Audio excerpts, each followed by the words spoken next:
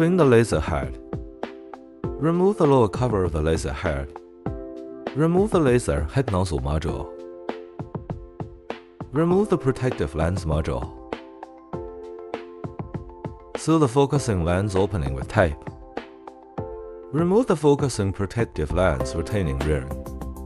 Remove the damaged focusing protective lens. Insert the new focusing protective lens. Hold the lens by both sides. Reinstall the focusing protective lens retaining ring. Remove the tape previously attached to the focusing lens opening. Reinstall the protective lens module. Make sure the positioning pins are properly aligned.